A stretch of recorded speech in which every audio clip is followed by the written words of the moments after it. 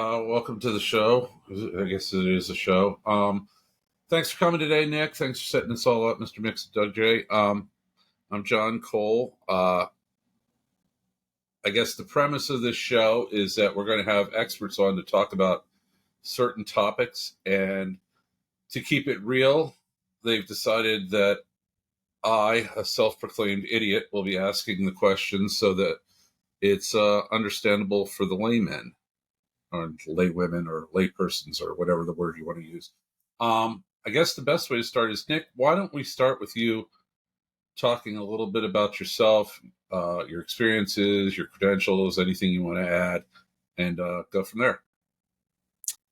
Well, I'm a psychotherapist and a lawyer, although I don't practice. In 2010, I had 2 traumatic brain injuries that were about 8 months apart, that were pretty life-changing. The experiences with changes in brain functioning and personality, as well as going through a very toxic divorce, eventually led me to having some pretty severe mental health issues. At one point, on March 4th, 2014, I wrote a suicide note so that I was able to say goodbye to my then 4-year-old daughter before tapping out. Eventually, I started to pull myself out of that with the help of really intense exercise. I played football through D3, so I always had a really good relationship with exercise. And as I was starting to pull out, I started to realize that what I was doing in the gym was very similar to what the conversations in my head were very similar to what I would be having on the couch with a psychiatrist or psychologist. And I started to realize that there may be a niche market, or it was generalizable to work with other traumatic brain injury symptom survivors or traumatic brain injury survivors, whether that was law enforcement or military or former athletes. So I started envisioning going back to school and becoming a therapist and incorporating my experiences with people with similar lived experiences. Along the way, really around 2015, when Trump started coming on the scene, I started realizing that there were similarities to his personality with people who I had in my personal life who also had personality issues. And so it was at that point that I started to realize how much of a danger Trump was, the effects that he would have on the country, because I knew how destructive those personality traits or those symptoms or those pathologies were on my life. And to give somebody like that, who was exponentially worse, the most powerful position in the world, was going to be catastrophic. So at some point during grad school, I started incorporating my experiences into my grad school work. I wrote 2 different theses. One was on the mitigating effects of exercise on brain injury symptoms. The second one was something that I have written since.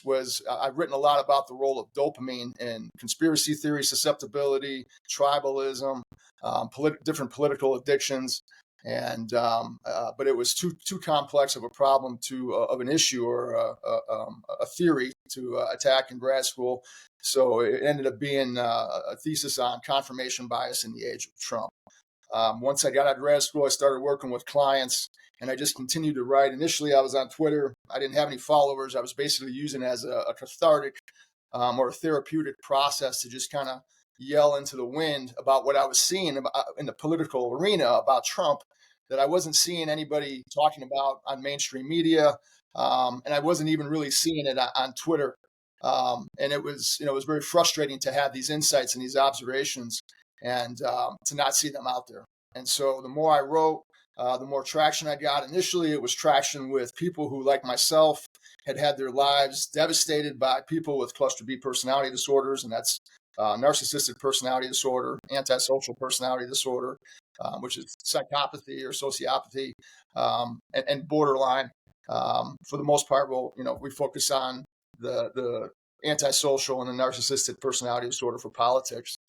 And so initially, I was getting a lot of I was having quite an effect with people who had parents or siblings or spouses who had these disorders, who were reaching out to me who were struggling to understand their experience, why they were so triggered by Trump, why they were having such a hard time coping with everything. And my ability to articulate not only my own experience, but their experience through the lens of my professional education and experience had a really big effect on them. And the more I wrote, the more traction I get. I started to get picked up by some of the bigger accounts on Twitter. And then I started getting picked up for some podcasts. The Lincoln Project had me on a couple times, and that really gave me some exposure. Other people have been really generous with their platforms, like Rick Wilson and George Conway. And so since then, I've just basically just have continued to write and speak out about this from what I call a poly-psych angle, a political psychology angle. I have a couple of questions, and of varying importance. First one is, what position did you play in football? I played offensive line and linebacker in high school, and I played inside linebacker my first 2 years of college, and then moved to outside after that. Before flunking out of college after my third year, getting into some pretty intense drug dealing and drug use before getting busted in '96 and looking at 2 to 10 years in prison. And that was the motivation to go back to school and become a lawyer. And it was actually that experience that I leaned on when I was going through my really dark experience after the TBIs, when I was writing the suicide note. And, telling myself, the last time you found yourself in a hole, what did you do to climb the fuck out of it? And I just, I went to school. I went back to school. And that's kind of the voice in my head was, well, then take your ass back to school and climb the hell out of this hole. I as well dabbled a little bit in street pharmacology and ended up failing out of college. Ended up joining the Army. So I guess similar actions, different outcomes. Second question. You mentioned, I don't know much about traumatic brain injuries other than I probably act like I have one most of the time.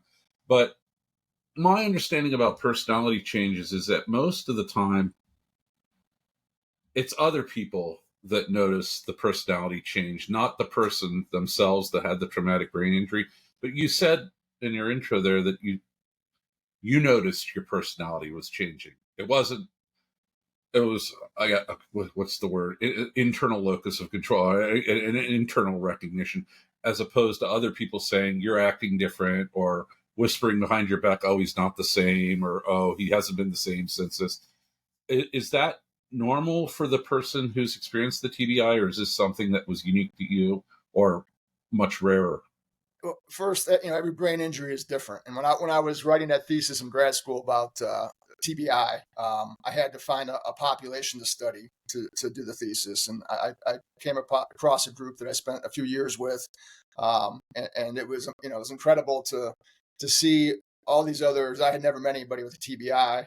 And it was incredible to see all these other people who had these TBIs and to see the similarities in experiences and symptoms, but also see so much diversity in the symptoms and also the severity. And, it gave me perspective to realize how lucky I had been to be able to recover as well as I have. And I have some theories on why that is. And I actually function at a higher level in a few areas post TBI than I did before. And again, I have analogies to sports rehab and sports injuries because of the things that I was doing during that fertile rehabilitative window, writing, analyzing. So you rewired your brain yourself. Yeah, the neuroplasticity. And so, it's the things that I was doing at that time. Because my first TBI was 5 weeks after my daughter was born, and it was the result of dealing with a pathological in-law. And I was trying to understand, these personalities that I was, had been living around and with for 10 years and how it all led to this climax experience. And so I was writing like crazy. And I was analyzing really dysfunctional, abnormal, pathological personalities.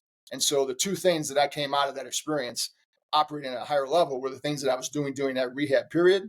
It's like you tear an ACL, you rehab the shit out of it. The ACL leg is actually stronger than the non-ACL leg. Or Tommy John surgery where you tear the ulnar collateral ligament, you come back throwing a few miles per hour faster. That was kind of my experience with the brain injuries. And I think it's attributable to, the things that I was doing during that fertile rehabilitative window were the things that came out functioning at a higher level, writing, and then analyzing, really dysfunctional personalities. So that's what I was doing during that time. As far as my experiences with the TBI symptoms, the first one, I had trouble speaking. It wasn't so much that I couldn't speak, but it was like the clutch was missing or slipping between my mouth and my brain. And it just become very cumbersome. It made me frustrated to have to engage in small talk because Stuttering. Not so much stuttering, but it was just more of just trying to engage my thoughts to my words. And it was so cumbersome. It took so much effort. I would get pissed off and frustrated and irritated if somebody, was asking me just mundane bullshit. And one of the things that happens with the brain is there's something called neuroplasticity, where certain areas of the brain will compensate for the injured areas. And for me, language was an issue, but in the digital age, language is on a keyboard.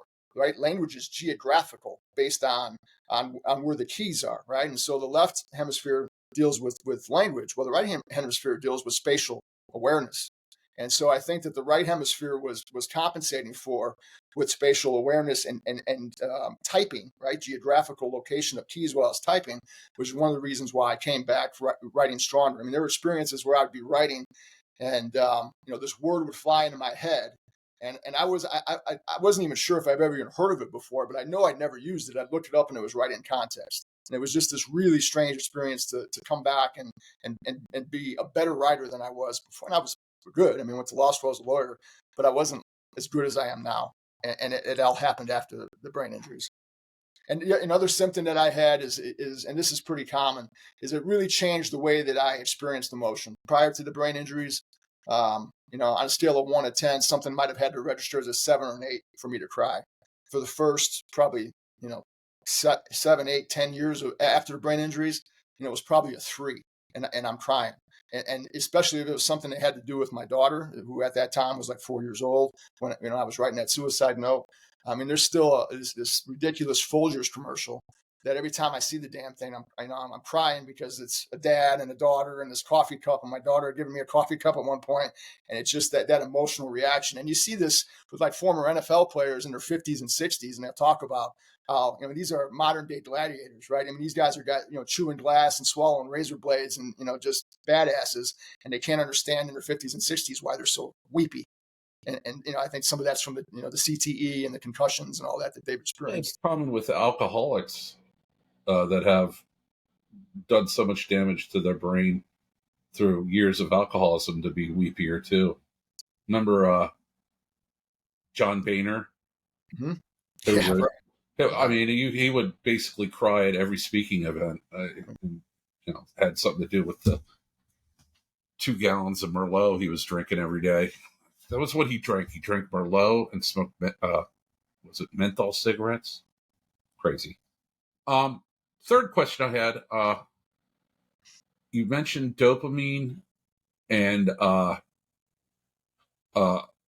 prevalence towards believing in conspiracy theories and joining cults. Can you expand on that? Yeah, it's complicated. I'll try to summarize it. So dopamine is basically related to the reward area of the brain, right? It's something that is released when gambling, cocaine use, sex, and it's basically it's not something that is released when we are experiencing the thing. There's a scientist from Stanford, Robert Sapolsky, who's done a lot of work on this, and I incorporated it with a lot of my writing. It's about anticipation, right? And so like Pavlov's dog, right? The dopamine wasn't getting the food. It was hearing the bell, anticipating the food, the mouth watering in anticipation of the food. And so dopamine, the way that I've analyzed it is that when you think about like a conspiracy theory, or you think about like confirmation bias, is that when we are anticipating something that we think or we believe being right, the anticipation of the reward, right, is that I think this about whatever, Obama, or I think this about, if it's QAnon, and then having that belief or that feeling confirmed, right? There's this process of anticipation, reward, seek, and then when we have that, right, with similar with other addictive qualities, whether it's gambling, whether it's sex, whether it's cocaine, once we experience that reward, then we seek that behavior again, right? Then we repeat it. And so in the case of like conspiracy theories, or if you hear I had this pre-existing belief, I want to seek out something that confirms this bias, right? This pre-existing belief or bias, I want to seek it out to confirm that, right? And the place that we're going to seek that out is on Fox or whatever it may be. So I have this belief, I seek it out to confirm it, it's confirmed. I have this belief, I seek it out to confirm it, it's confirmed. I have this belief, I seek it, right? And every time there's this anticipation of having the bias confirmed, dopamine, reward, feel good. I want to feel good again. So now I'm going to anticipate it, right? Well, one of the things they found with this research is that the dopamine optimization, the reward to anticipation, isn't optimized at being 100%, right? It's not that every time the bell rings, the dog gets the food where the dopamine is optimized, and it's at 50%, right? And so it's basically a 50-50 ratio. And so one of the things that happens with like conspiracy theories is that once we begin to, or just confirmation biases, once we begin to predict 100% of the time what the narrative will be with the bias, well, now we're not getting optimum dopamine optimization, right? And so in order for it to get that 50-50 ratio, there has to be constantly be new information introduced, right? And the information has to be more intense, more extreme, and more unpredictable. And you can see how a confirmation bias narrative that's anchored in reality, that's predictable, then shifts to a QAnon conspiracy theory that's unpredictable, because it's the unexpected, unpredictable aspect of this conspiracy theory that creates the 50-50 reward to anticipation ratio with the dopamine, because there has to be aspects of it that you couldn't predict in order to create that, to where you get maximum dopamine. You know what it sounds like to me? It sounds like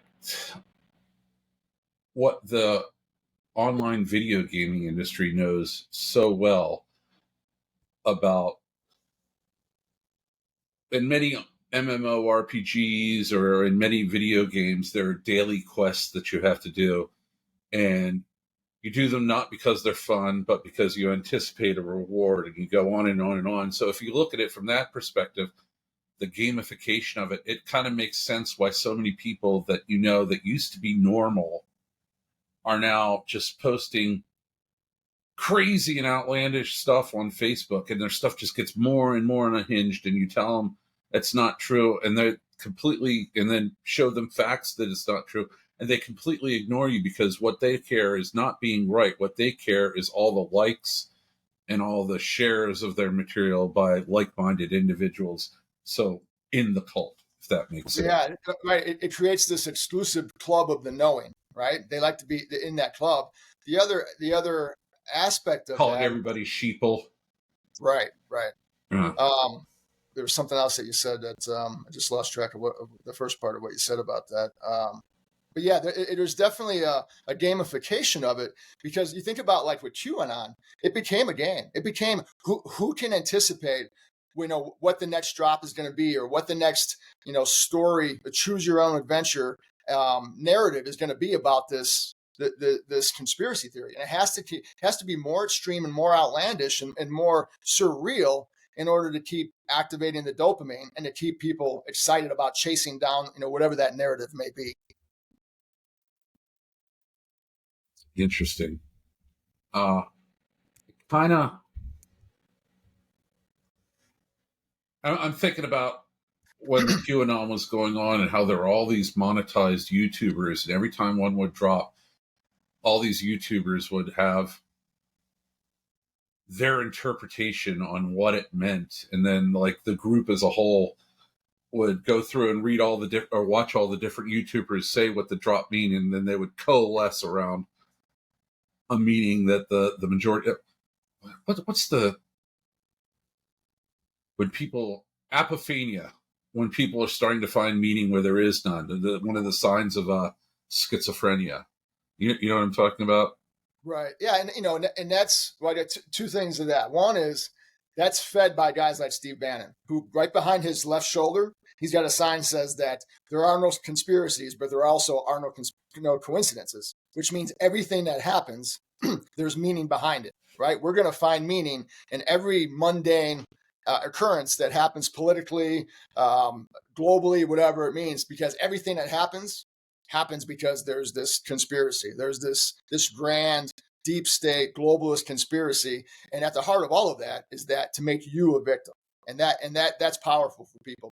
But as far as like what you were talking about with the gamification, if you think in QAnon, I'm assuming you're familiar with like The Walking Dead, right? Remember after every episode they had a show talking about the show, right? Right. And everybody, and they'd have questions from the audience, and all this stuff, and it was just basically like, what did this mean? What's going to happen next time? What is Rick going to do? It's basically that's what was happening with QAnon, and the politics is basically taking on all of the roles that sports used to play, church, that church used to play, right? I actually wrote a really long article about how QAnon was turning into religion. Maybe we can put some links and stuff I'm talking about with the dopamine. We can put links to stuff I've written about this in the show notes. But our entertainment through movies in Hollywood, the supermarket checkout line, conspiracy shit like the Enquirer and all that, the tabloids, all of that stuff is now what our politics represents. And in a lot of ways, the people who used to, I don't watch football anymore, fucking Kaepernick, right? Or I don't watch movies anymore, liberals in Hollywood, or whatever it may be. And so politics has become our source of identity, our source of entertainment, our source of community, our source of sports. Right now, everything is basically a tailgate, like an SEC football game. It's everything. Politics is now consumed. It occupies the role of almost every other aspect that took 5 or 6 or 7 or a dozen different aspects of our life to make us feel fulfilled. We now try to get all of that fulfillment from one place, and that's politics. You mentioned Steve Bannon, and that's interesting to me because Steve Bannon, and a lot of people don't realize this, has a long, long history within the gaming industry of weaponizing disaffected young males. In the, I want to say it was the late 2000s, maybe early 2010s, Steve Bannon actually was heavily involved in, oh God, this is so niche, it's going to be difficult to explain, gold farming in video games. And here, I can't remember who. I want to say there was an article in USA Today, but what Steve Bannon recognized was that in video games, particularly MMORPGs, the massively multiplayer online role-playing games like World of Warcraft or any of the handful of them out there, he noticed that there were a lot of young disaffected men, and particularly in foreign countries that were playing the games. And what he did was he set up a business having them do things in game to earn the currency in the game, gold or whatever at the time.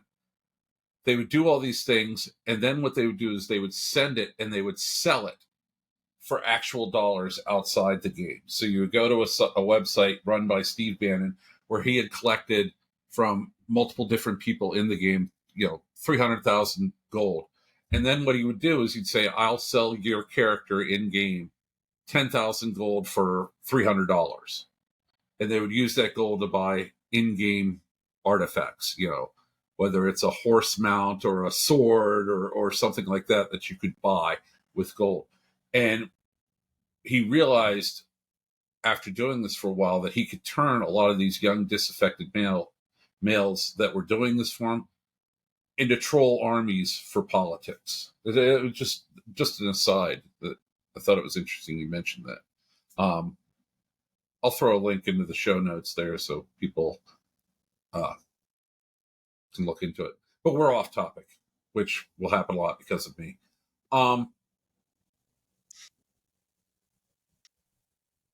So what was the initial catalyst that drove you to recognize these pathologies within Trump? And what is it about Trump that so many of his supporters are just completely incapable of seeing the man who he is. I've written before, one of the things that really weirds me out about Trump and Elon and a lot of these guys is I look at them and I get like an almost uncanny valley feeling. Like these people are not right. I mean, all the plastic surgery, all the weird cosmetic makeups, all the bizarre mannerisms and whatnot. It's just like half the time it reminds me of a joke that when there was a picture of Carly Fiorina and Ted Cruz in 2016 when he was running, and all it was a picture of those two standing there, and someone had written, "These human suits are itchy," because they're just such awkward, weird-looking individuals. And this goes into Elon too. He's just his mannerisms and everything, his speech patterns and everything about it is just so bizarre to me. Like I see it and I'm just like, if somebody said play a technocratic madman in a movie and you just emulated Elon Musk, everybody would say, oh, that's too over the top. That's too weird. Get rid of it. But there's like half the population seems completely blind to it and think that they're normal. Yeah. I think there's a combination of things. I think, first off, to kind of go back to your, the young men in video games, is that, a lot of people, especially younger people, live vicariously through very strong, over the top. I see it as faux masculine. I think it's fraudulent masculinity with like Trump, but just that type of persona. Trump was flying around in helicopters, mentioned in rap songs all the time, right? He became, he was kind of revered as like just a cultural icon for a long time that then crossed over into politics. And they see him as, he's a billionaire now, probably many times over because of fraud and the Trump coin and corruption. But at first it was fraudulent. His wealth was fraudulent. But people, especially young men, they see that. It's, many of the same reasons when they listen to rap music. They want that car, they want the rims, they want the women, they want all that. They see those are people that they look up to. They want to emulate that. And for Trump, that was it. He's married to a supermodel. He's got gold toilets, all that shit. With Elon, there's a lot to, Elon's done some amazing things. You can make an argument that nobody has done more to fight climate change than Elon Musk. And so, it's complicated. You can definitely make an argument right now that whatever currency and good that he's accomplished and built up over the years, he's quickly spending on canceling out. But I think it's easy for younger guys to just be enthralled by the success, by the money, by the women, by the notoriety. Another aspect is people have a really poor understanding of people. They have a poor understanding of themselves. But, a lot of people really just don't understand human psychology. They don't understand their own psychology. They don't understand their own their own trauma. They don't understand their own insecurities. Much of that is reflexive and compulsive when it comes out, and it seeps into their personal life, their relationships. And so, if you don't have a good understanding of yourself, oftentimes you don't read other people very well. You don't see people, as they are. It's why people can be taken advantage of in their personal lives and relationships by, people who are selling them things, contractors, whatever it may be. The other aspect of that too is that if you only, if I only watch right-wing media for a month, it has an effect on me, right? And I'm somebody who is, what I do well, I do as well as almost anybody on this fucking planet as a mental health professional. I have unique abilities, but if I watch, right-wing media for a month, it's going to have an effect on me. And if you're somebody who, who's not, trained and skilled and experienced and have the abilities that I have in psychology and reading people and understanding behaviors and motivations and trauma and disorders and all that shit, it's really easy to have the media. I think it was Bandy Lee first said it, personality wash somebody like Trump. They're only seeing the good things. They're rarely seeing the bad things. And so if that's the narrative you're seeing, and everything that Trump does that's bad that he's being held accountable for is then twist around and manipulated into a victimhood narrative where he's being persecuted and condemned, you start to The believe that. analogy I think fits for this is that is they basically a lot of people have Radio Rwanda'd themselves over the last 20 years with Rush Limbaugh and Fox News. That it's really become the Hutus versus the Tutsis, from the Rwandan conflict. Well, the interesting thing about Limbaugh, and I just wrote, I think it was the last article that I wrote that I sent to Doug, talking about that. Limbaugh was about globalism. Limbaugh was about corporate tax cuts. Limbaugh was about embracing the institutions, right? Limbaugh, and I included this in there. Limbaugh used to rail against the left for engaging in class warfare. And, similar, like you said in 2005, you had this kind of this transition, this metamorphosis. Well, many of the people have had a transition, but your transition was kind of a 180. Theirs was just more of a redirection, a kind of a careening pivot where, for years, Limbaugh told them to protect the institutions and protect, embrace big business and corporate tax cuts. And so they did. And then Steve Bannon comes along and he tells them to tear all that shit down and oppose all that shit. And they do. And, it's really interesting how easily manipulated, people have been to really just do a 180 on so many of the issues that they used to stand on. And especially when it's often coming from people who are accusing the left of being sheep, right? I mean, I actually included a screenshot of a guy wearing a shirt saying "Lions, not sheep," and it's interesting to watch somebody who was pro Iraq war, who called you unpatriotic and a pussy if you didn't support it, now talking about being anti forever wars and claim to be a lion and not a sheep, because they went from listening to Rush Limbaugh to listening to Steve Bannon. Yeah, the politics is sports metaphor really, I think, fits. And I haven't said this. I'm from West Virginia, and one of the things that I've watched over my lifetime is just how things that weren't a big deal when I was a kid have now taken on just enormous political significance and cultural significance. Like when I was a kid, I grew up, it's a dairy farm a half mile this way, beef farm that way. Everywhere I go, surrounded, because I'm from a town of 300 people, was agriculture. And this is, 70s, 80s, 90s.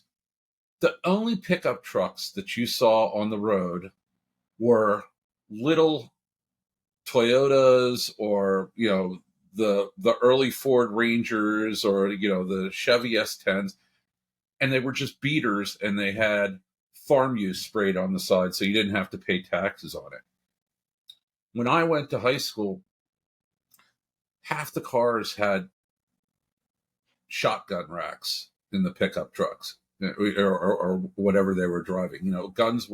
Everybody had guns, but nobody talked about guns. No, it wasn't a point of identity. And now all that stuff is, you can't even find the kind of pickup truck they used to use on the farms to work anymore. Everything is these massive, F-150s or Dodge Rams or whatnot. And they're not there for utility. They're there for a combination of the tax code gave write-offs for a lot of these large pickup trucks when they changed the CAFE standards. That's some other stuff. But it's just cultural. I'm no wimpy soy boy driving, a car. I'm driving this big pickup truck with an M16 sticker on it that says, from my cold dead hands or something like that. It's just really weird to see all of this and at the same time dovetail into Republican politics and how it's just bizarre. And And obviously, the left has their own versions of that too, right? It's oh not yeah, that.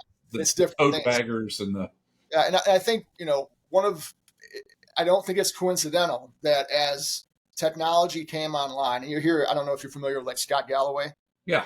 right? You hear about the crisis of loneliness and obviously with going back to young men, is that there's a correlation, whether it's directly, it may not be causation, right? But as we became less interrelated on a human level, relationship wise, which obviously by definition means you have less community. The need for and the hyper embrace of community identity through politics occur, right? So if I don't have as much of a sense of community because I'm not physically in the presence of other people as much. So I'm going to try to compensate for that by creating a sense of community through, my red hat or through my truck or through things online, all the different virtue signalings that happen. It seems like there's an overcompensation to fill the void of the community that's lost from having the personal interactions through technology, COVID, whatever it is, through other symbols, right? Through what we drive, through what we wear, through our what we have on our profile on Twitter or Truth Social, whatever it may be. And again, the left has the same shit. It's just different shit, right? I mean, it's it's a Ukraine flag, or it's still having something on there that I'm still masked up to to show that I'm still a member in good standing of the left, or whatever it may be. It's just that obviously people tend to be more sensitive to what bothers us or pisses us off or annoys us about the other tribes, idiosyncrasies than our own, because our own seem right or normal. seem normal. Exactly. You mentioned COVID, and I don't want to minimize TBIs, but I feel that COVID, I don't think it's going to be 50 years, I think, before psychologists and whatnot fully understand the impact COVID had on just our. I mean, again, not to make light of TBIs, COVID feels like it was a national TBI because it just so fundamentally broke so much stuff and so much of how we think and behave. Do you have any thoughts on that? It's just it put us at such a vulnerable position and so susceptible to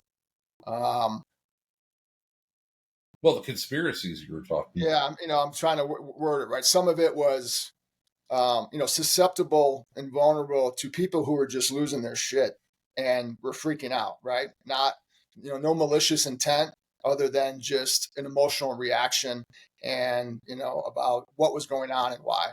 And then there was other people who were, never let a crisis go to waste, who were using that, for profit or for power or for politics, to intentionally fuck with people's heads. And I wrote a ton of during COVID, and there was shit about it was it was a deep state conspiracy to depopulate the world, right? I mean, and people were just absorbing that, right? They were consuming that, and when everything that you're used to your entire life, everything is changing and you don't understand why, and we're getting conflicting messages, from the health community and, all of that other stuff. And then you're hearing, people in right-wing media telling you that this is all by design, right? This is what they're going to do. It's a authoritarian takeover. They want to depopulate the world, all this other shit. People struggle with critical thinking to begin with, but when you're in that state of emotional irrationality, it's really a struggle, right? I mean, when our amygdala, which is responsible, it's the emotional center of our brain, when it's triggered, it hijacks the prefrontal cortex, which is our judgment, our rationality, our logical thinking. And that's one of the reasons why fear is so effective in politics, is that if you can keep people in a state of constant fear and anxiety, is that you can keep them constantly out of a state of logical, rational thinking. Yeah, it's the implications, particularly I think for kids in the 20 to 30-year-old cohort, are really kind of terrifying, because you're 54, you said. 53. Yeah, we're the same age. Kids today in that 20 to 30 range, they've never known the normal that you and I knew. That they were born as several thousand people were killed on live TV, and then there's the 2007 crash where half their parents lost their jobs. Then there's the whole forever war their entire time. All the while, our politics has been breaking down for the last 15 years in very public ways. And then you throw COVID on top of it as they're entering college or ending their senior year in high school. I don't think people have really thought about, well, I mean, some have, but the implications of this. Well, and not only that, but just the technological. Chaos is their normal. Right. And not only that, but just, even if that stuff didn't happen, just growing up with the technology that they're growing up with, that nobody in the human race had prior to this, it presents so many challenges in and of itself, right? Right. We did back into the dopamine. I worked with kids who struggle with device addiction, and one of the things that they're struggling with is you get like TikTok, right? 30-second videos, or YouTube Shorts, 30-second videos. And you'll have these kids who will literally spend hours and hours and hours going into 1 o'clock in the morning, 2 o'clock in the morning, because as I talked about with that anticipation, is that there's anticipation that this next TikTok video or this next YouTube short video is going to be the coolest, funniest thing I've ever seen. And then if it's not, then you anticipate that the next one will be, right? And dopamine release. And if it's not, then the next one will be dopamine release. And if it's not, the next one will be. Well, 30 seconds at a time, they've stayed up half the night on their device. They didn't do their homework. They're going into school with, 4 hours. They can't stay off their phone. And even if we didn't have, they weren't born into 9/11 happening. The Great Recession didn't happen. The Forever Wars didn't happen. COVID didn't happen. They would be struggling just because of that. Right. But they're dealing with that in addition to all the other things that you mentioned. And then, also that the fact that there's decreased social ability, right? They're on there. If you're on your phone, you have an addiction to your phone, you're not interacting with somebody on a human level. I mean, you watch not just kids, but especially kids, but you see with adults, people sitting in the same room texting each other. And that has a detrimental effect on their development. And we see it through, they're having less sex. They're getting married later. They're not having kids, if at all. And so, all of that would have been a huge problem anyway, independent of what you mentioned. Let's shift tacks a little bit, or shift direction, whatever. I'm just making words up at this point. Let's go back to Trump.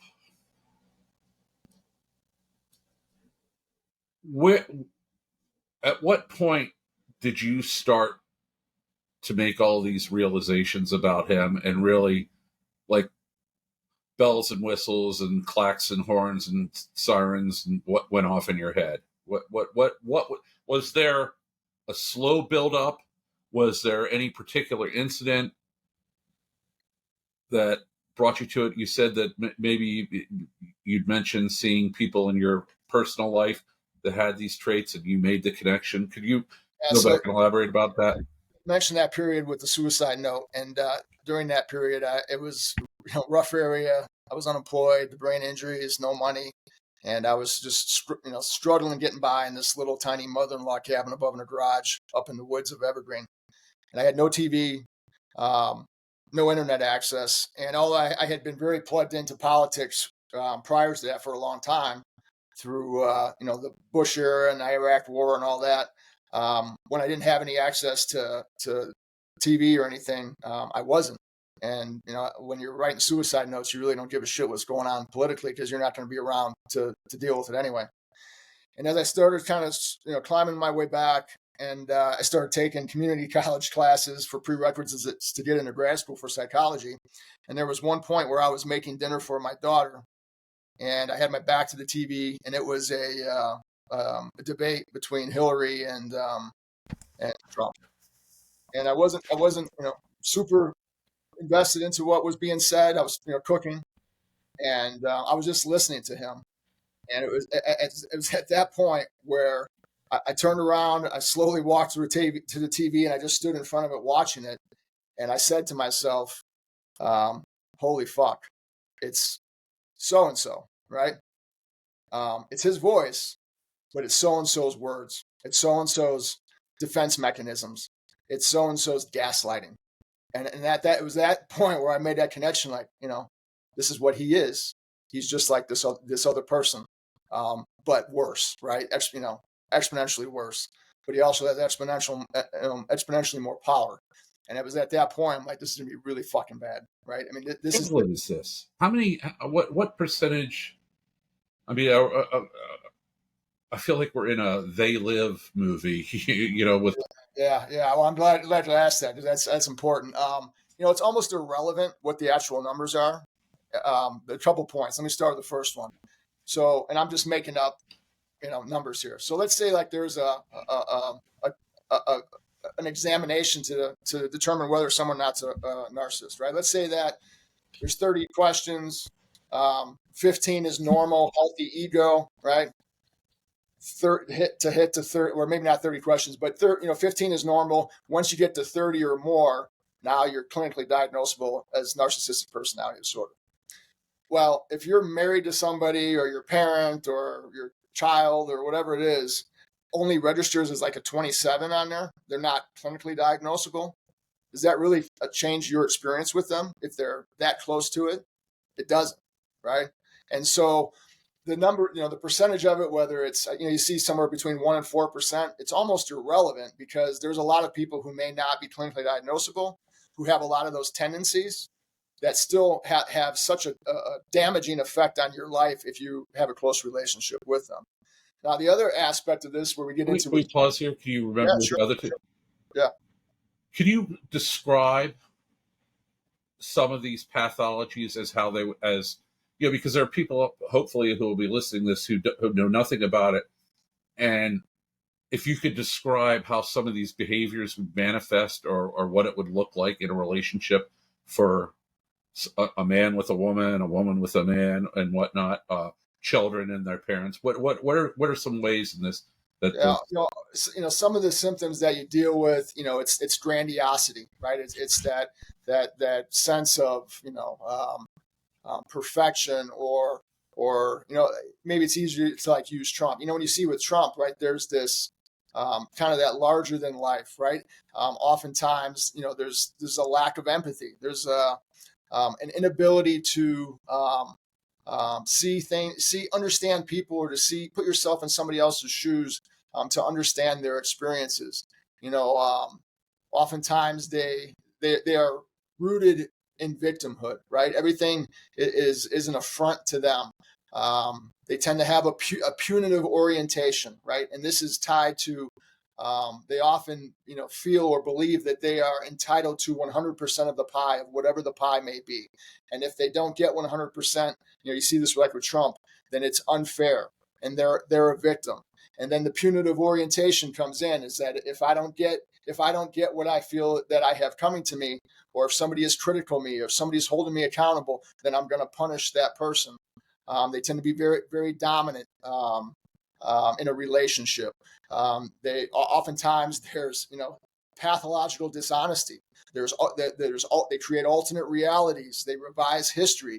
One of the things that I came up with in my own personal life was something that I've described as the manipulation of the interaction timeline, right? And so the timeline occurs with an egregious action, right? But we'll just use Trump. An egregious action by Trump. He says or does something egregious. There's a rational reaction by the public, by the media, whatever that may be. And what Trump will do, or any somebody in your personal life is they will disregard the initial egregious action. They will start the timeline at the rational reaction, and then they will frame it as an unprovoked attack on them, where they are the victim, and the person who is reacting who is really the victim, who's reacting to the egregious action, is the perpetrator, is the attacker, right? You just explained Trump's response to Russia invading Ukraine, everything, the tariffs, everything, right? Everything. And so, commit a crime, prosecution, he ignores that he committed a crime, or just denies it. I'm being picked on by this black prosecutor from New York. It's always, right? It's always, right? Always the victim, right? That's the, kind of the, revise history, create an alternate reality. But it's, and in your personal life, right? It's like, your whatever, your wife, husband, parents, whatever, say or do something, you have a reaction to that, and then somehow they become the victim. You're the perpetrator, and it's this mind fuck where you're like, wait a minute, that's not what happened. You did this thing. I was reacting to it, and it was a rational reaction, and it's hard to stay anchored in reality when they are manipulating reality. They are altering reality, and this goes back to my early, when I was going through brain injuries. I mean, I was just trying to reorient with reality through my brain injuries while simultaneously, and trying to engage and understand and manage and navigate Trump-like personality traits with somebody. It's incredibly disorienting. Why does so much of the public go along with it, though? Why do they not see it? Well, I think, as we said earlier, right, if all you're seeing is right-wing media, the narrative is it's very convincing, right? You're not seeing and hearing the things he says at rallies that are egregious. You're not all the things you're seeing on MSNBC or CNN or whatever it may be when he fucks up or when he does something wrong. They're not seeing that on it, right? Like, let's say, I wrote about this recently with the El Salvador prison situation, right? If it's only framed as, these are bad guys, and you're emotionally inciting people, and it's only an emotional appeal to what's right, the right thing to do, right? So these are Venezuelan gang members. We're sending them to El Salvador to protect the country, right? And that creates an emotional reaction where people are like, yeah, fuck yeah, we need a strong leader who's gonna protect this country, right? When the left starts talking about, well, but this is unconstitutional, right? They start dwelling on process, right? The law and the Constitution is about process. Trump appeals to emotion. And so, similar to like when Trump, that advertising ad that was very effective, right? Kamala cares about they, them. I care about you, right? She's for they, them. I'm for you. Well, similarly, when people who are standing up to what he's doing because it's unconstitutional, the people on the right, who are consuming right-wing media, they're not hearing about how it's unconstitutional. All they're hearing about is they are protecting and defending Venezuelan gang members, right? And so it becomes a really simple appeal to emotion where, just like she's for they, them, he's for you. They're protecting Venezuelan gang members. I'm protecting you, right? And so if you're only hearing that part of he's protecting the country from Venezuelan gang members, the Democrats are defending gang members, that's very convincing. They're not hearing about how that's unconstitutional. They're not hearing about how he's defying court orders, right? And in fact, if it's the right thing to do, I'm glad he's defying court orders because emotionally it feels right, right? Because again, it's amygdala over prefrontal cortex. And then, another aspect of, you said it feels like we're living, I forget what you said, we're living in the what? The land of the, because it feels like there's more cluster B than what there actually is. Oh, and so you got to stop with cluster B. What do we mean by cluster B? Cluster B was the narcissists and the sociopaths and the psychopaths, right? It feels like we're living among, a very high, it seems like there's more narcissists and sociopaths and psychopaths right now than there ever has been throughout history, right? Or maybe they're just more visible. Well, there's several reasons for that. One is that there's more in power right now, right? Whether it's Trump, Stephen Miller, Other people that are in politics. I mean, Marjorie Taylor Greene. There's some really, at a minimum, even if they're not cluster B, there's some really psychologically and emotionally unstable and unhealthy people in politics. In fact, it's attracting them. So because there's more of them in leadership. It seems like there's more of them because they're more visible, and obviously squeaky wheels get greased. They're on the news, all that stuff. But from more of the general population, one of the effects of using fear is that two of the strongest human instincts is to self-preserve and to pass down our genes, right? And when you scare the shit out of people constantly, one, you put them in a position to where they become so emotionally reactive and so scared that they go into a primal need to, one, self-preserve, to protect themselves, and then two, protect their kids, right? Pass down their genes.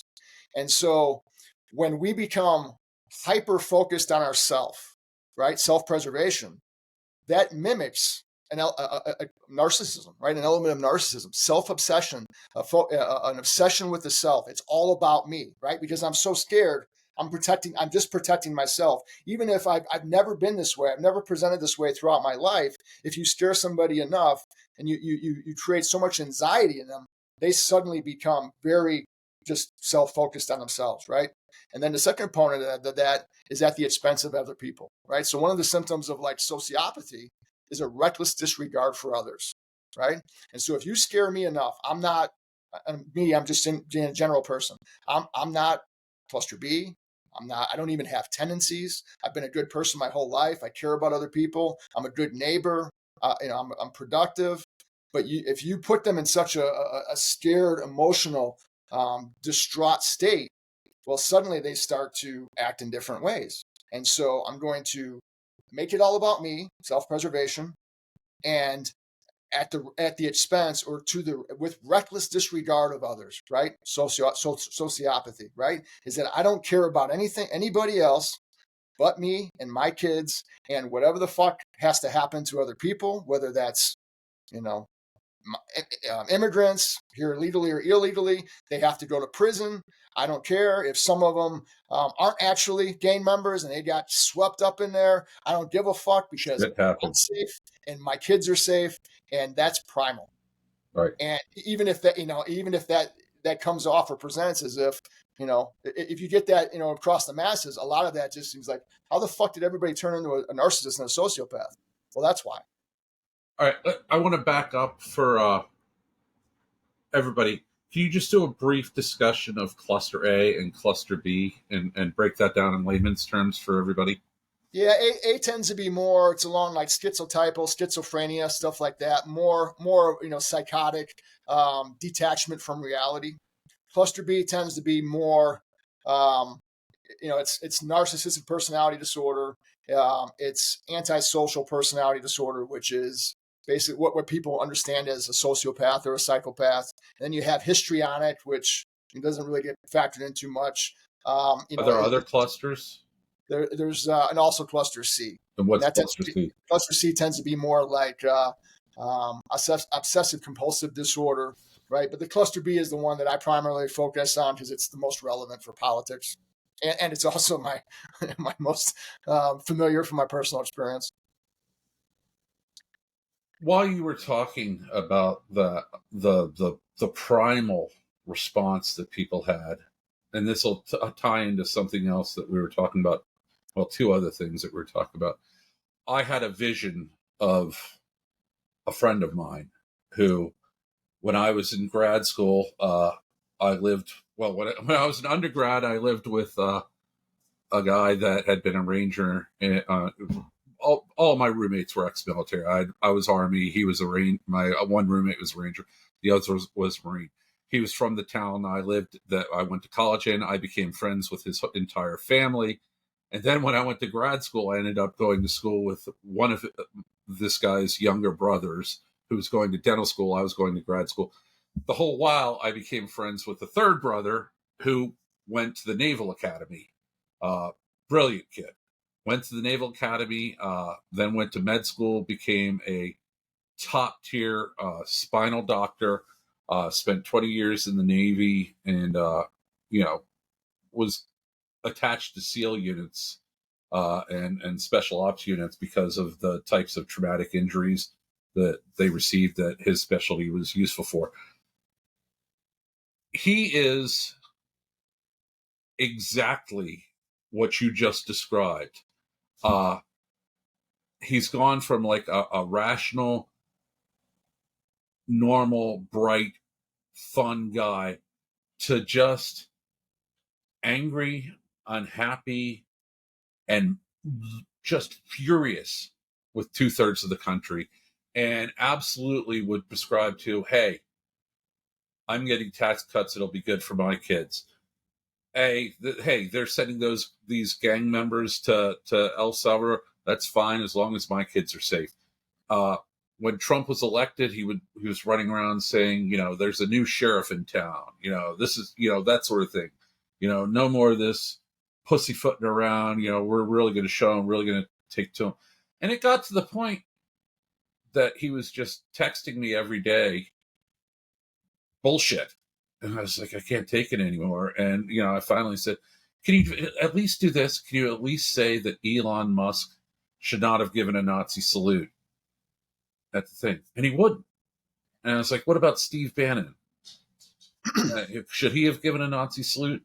You were in the military for 20 years. You understand the history of this sort of stuff. You had a premier education at the taxpayers' expense, which is essentially an Ivy League school, the Naval Academy. Can you not say that? And he couldn't. And I finally just said, I don't think you're a Nazi or a fascist, but I'm telling you, if people are doing Nazi salutes at your party's rallies, whether you're a fascist or not, you're in a fascist party. That's where, and it, deteriorated, and it just broke down. And I think he ended up blocking me after that. Are you calling me a Nazi? And I was like, no, I'm not calling you Nazi, but I'm telling you that the Nazis in your party are quite happy. And that was it. We were done. I haven't spoken to him in months. But I feel like a lot of that is playing out.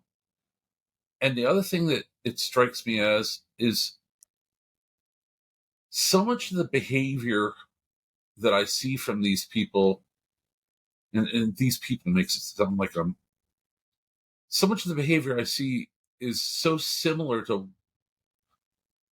what late stage alcoholics or long-term drug users that have just throttled their frontal lobe, just the indifference towards other people, the just you mentioned the complete lack of empathy.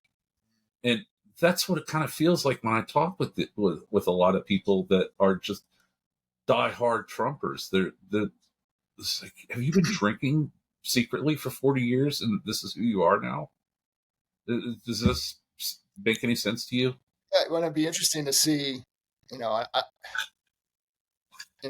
if you are inundating yourself with political addiction induced dopamine, would it have the same effect as another actual addiction, right? Alcohol or something else? I mean, I don't know. I mean, that would be interesting to see. You talked about neuroplasticity. I mean, it would be interesting to see how that happens. Now, one of the things, there was something I wrote a few years ago where, that constant exposure to fear and stress and anger, it does rewire our brains. We see this with PTSD, right? Is so, our brains want to be as efficient as possible at whatever it is we do, whatever stimulation we have, right? If that's playing a musical instrument, whether that's playing a sport, the neurons that are responsible for those types of actions, they create more synaptic connections, right? Basically these little fingers between brain cells that reach out to each other and communicate with each other. The more that we do something, the more densely those brain cells interact. And you see this with PTSD, where if we are exposed to constant stress and anxiety, the brain cells that are responsible for us to respond to that thing for self-preservation, they make more synaptic connections, right? We basically become better at responding to stress or anxiety, right? So in war, if you're constantly in combat, well, your brain is going to try to become more efficient at responding to threats to your safety. And with PTSD, you can see where constant exposure to that type of stuff, when you get out of it, you've basically become um, more efficient and more proficient at, at identifying and responding to a threat, even if no threat actually exists. And you see that like in politics, is that if they've shown this like with with studies with like rats, right? Is that if you constantly expose them to stress and fear and anxiety, then you expose, then the brain changes, then they react more intensely and for a longer duration to subsequent stressful situations.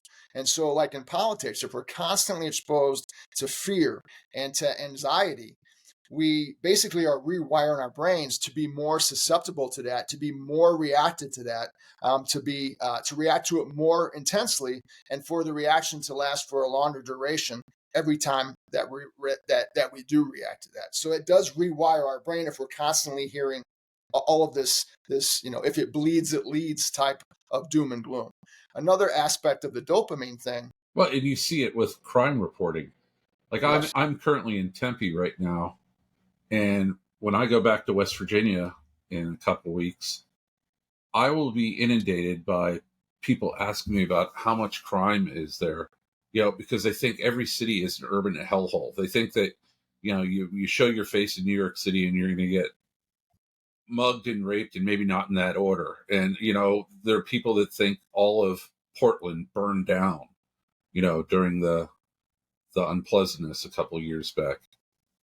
Well, going back to your doctor friend, so there's another piece I wrote with the dopamine stuff that so there was a study that they found that areas of the brain that are highly active when experiencing a pleasurable experience are also active when engaging in retaliatory aggression. But the caveat was that the person had to believe that the retaliatory aggression that they were committing against the other person, that they deserved it, right? So basically, as long as the other person deserved this retaliatory aggression, there was a dopamine reaction in there, right? There's dopamine. I literally just 2 days ago watched a Fran Lebowitz interview where she was talking about revenge. She said, every time I have seeked out and achieved revenge, it's been the most pleasurable experience in my life. Right. And so you can imagine, again, when we experience, I do a line of cocaine, I like it, I'm going to do another one. I want to do another one. I want to do another one. Or we have an orgasm. I like it. I'm going to have another one, another one, another one. I'm going to play a hand of blackjack. I want to play another one, right? And so if we are getting a neuropsychological, a neurotransmitter reward every time we engage in an aggressive act, which could be, saying something shitty to somebody, or maybe actually physical violence, then guess what are we going to want to do? We're going to want to experience that again because it feels good. And so the important, the most critical aspect of that is that we have to believe the other person deserves it. And that's where the demonization of others, the division, right? The narratives about who the left is or who the right is or what MAGA is, or everybody who votes for Trump is a bad person, which isn't fucking true, right? There's a lot of bad people who vote for Trump, but it's not everybody. Or everybody on the left is,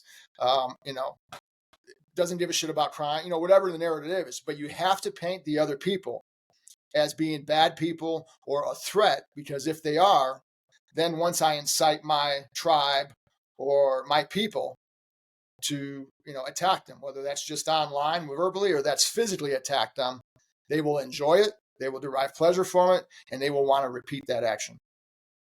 I feel like a shitty person a lot because, again, I'm from a state where 70% of the people voted for Trump. And there are things that are going on that are going to devastate West Virginia.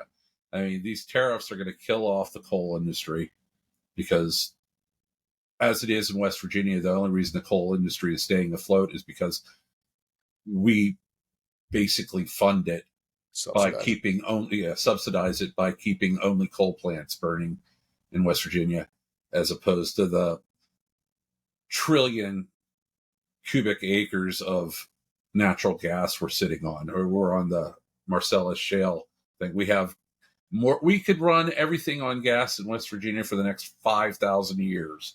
We have so much gas. But every time I see all these things, I'm like, this is going to screw so many people in West Virginia. And then part of me is like, well, I hope you get the day you voted for. You know what I mean? And it makes me feel shitty because they're going to, I know that they don't know what they actually voted for, because one of the most vexing things about Donald Trump is the way people are able to manifest their own desires onto him. And I don't understand. They attribute whatever they want to happen onto Donald Trump, even though Donald Trump is going around saying the polar opposite of what they want. They somehow still believe, oh, no, he's not going to do that. He's going to do this instead. And I don't understand that. Well, he's taking on a godlike figure, right? God gets all the credit, none of the blame. And that's kind of the same, God works in mysterious ways, right? Mm-hmm. So it's kind of that same thing, is where he gets all the credit, none of the blame. I mean, he's been deified. I wrote something about this a few weeks ago with the Christian evangelical leaders, how they've manipulated their congregants into accepting certain beliefs about Trump and how he's chosen by God and all this shit. But especially in a state like yours, where I'm sure that it's very religious, if he's chosen by God, you can't question God. So you can't question him if he's been chosen by God to do a lot of these things. And the other part of it is he's taken on this mythical like figure. I mean, he is he's like a living legend, like a Paul Bunyan type fable, except he's fucking living it. And it's most of it's complete bullshit. But people have bought into it, and it gets back into, identity and community. There's, to go back some more studies, there was a study that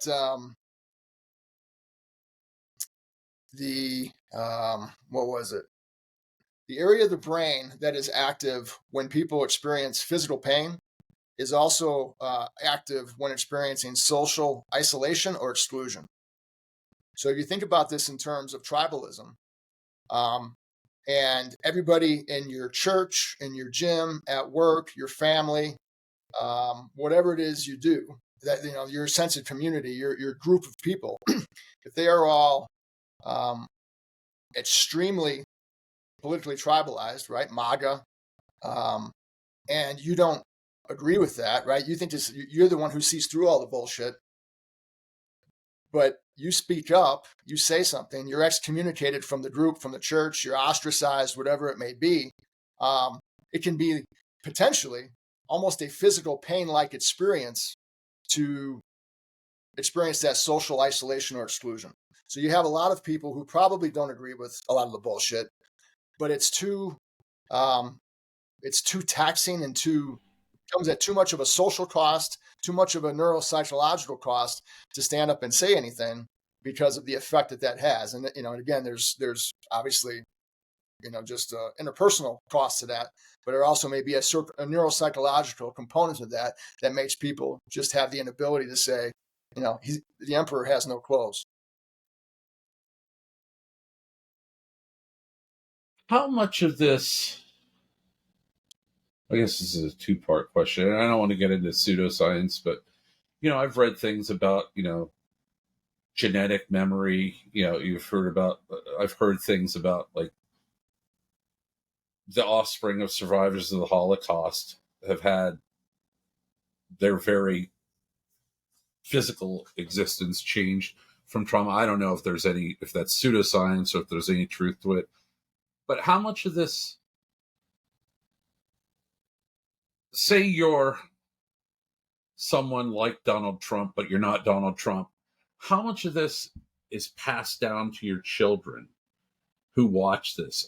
Is there any way to decide to know whether or not they're going to grow up and emulate that, or is they going to be opposed, more likely to be, oh, I grew up with someone like that, I identify that, and be repulsed by it? I mean, are we breeding larger and larger pools of sociopaths, I guess is what I'm asking. So I wrote an article years ago based on some personal experience, observations of personal experience, and I call it the steal it forward dynamic, right? And it's the multi-generational cycling down of pathology. And my observation of this is, I think, like most things, right? There's a predisposition, and then there's a trigger and response, right? There's nature, and then there's nurture. And what I've observed is that, let's say there's a grandmother who has been through trauma as a kid, right? Her emotional needs as a child were not met, right? And she's got a lot of issues. She has a daughter. She uses that daughter to backfill her own unmet emotional needs as a child, but to backfill them as an adult for this grandmother, right? The child isn't its own person. It's basically what I call an ego accessory, right? The child is an extension of the narcissistic parent. It exists basically to please the parent and to positively reflect upon the parent. And if it doesn't, oftentimes it's, it may be the black sheep. It gets the shit kicked out of them. If it does, it's the golden child. Now that daughter grows up to be an adult, has a child, and uses that child to backfill the emotional needs that weren't met from the grandmother, stealing it forward, right? So every generation is using the subsequent generation to backfill their own emotional needs that were not met in their childhood. So they're basically stealing it forward to fill that void. And you can see how that just keeps getting passed down and passed down. Now, that's assuming there's a predisposition. Again, this is anecdotal and theoretical, but it's pretty accurate from my experience. Now, the child who doesn't have that predisposition doesn't become the narcissist or the sociopath or the borderline.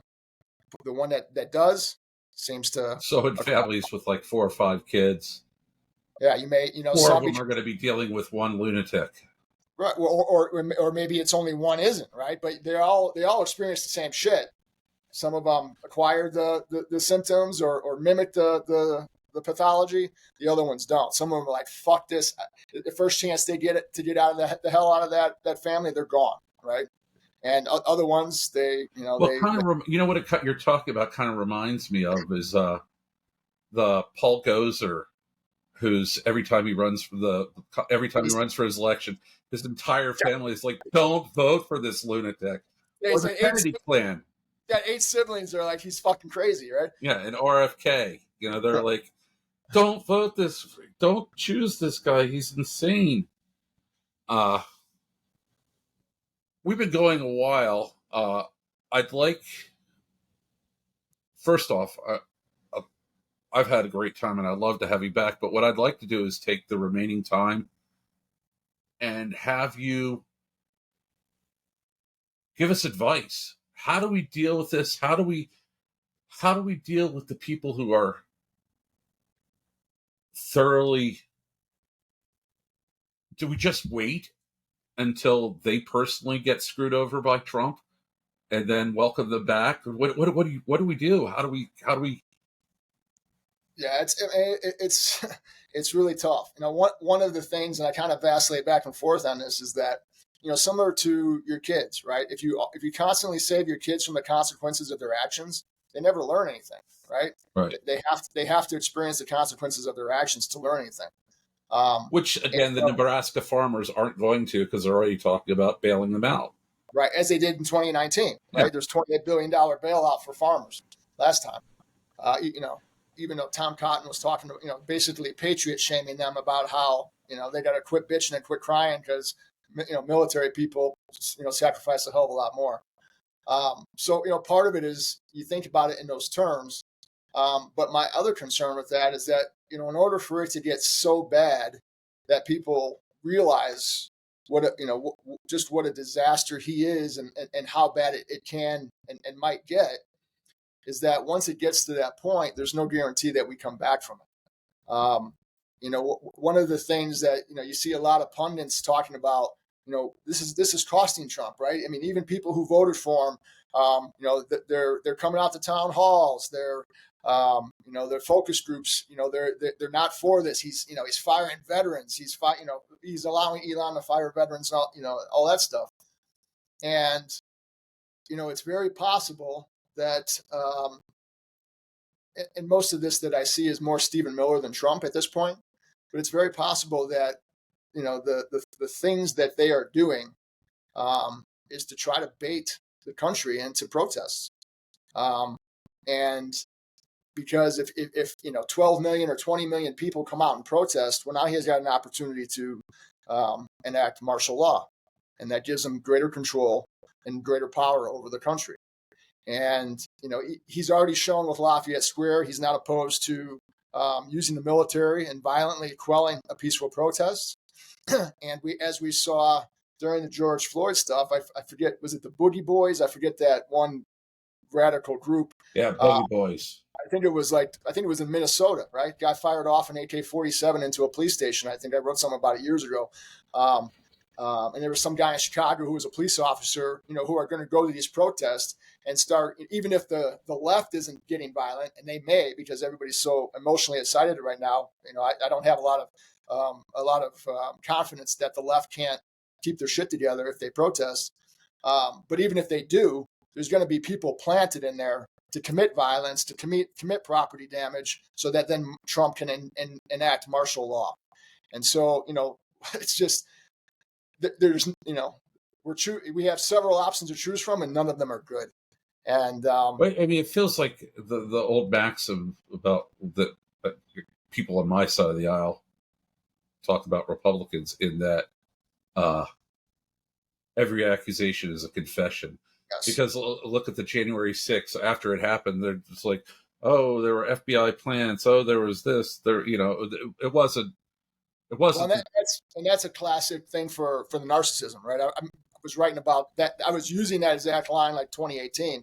And from my personal experience in my personal life, is that every accusation or criticism is a confession or an admission. And that's the pathological, that describes the pathology.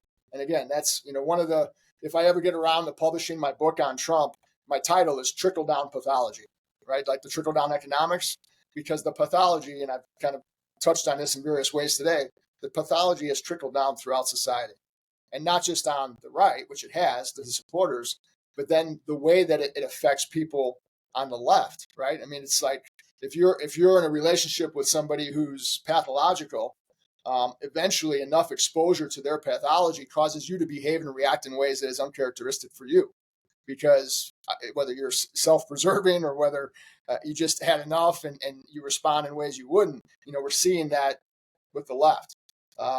And so, there's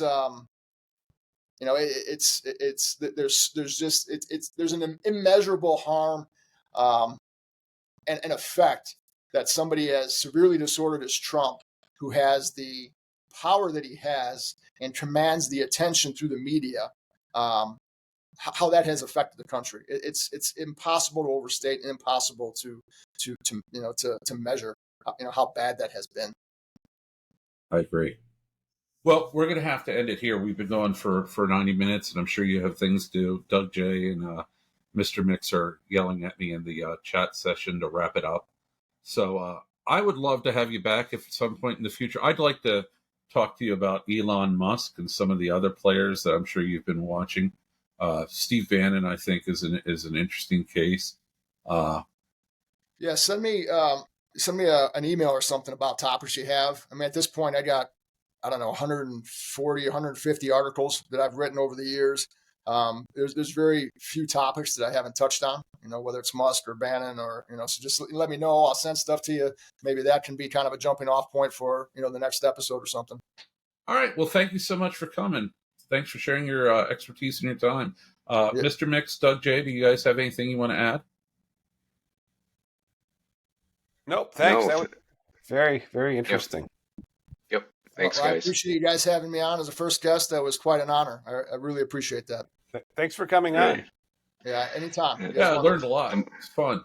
Yeah, it was great. Thank you.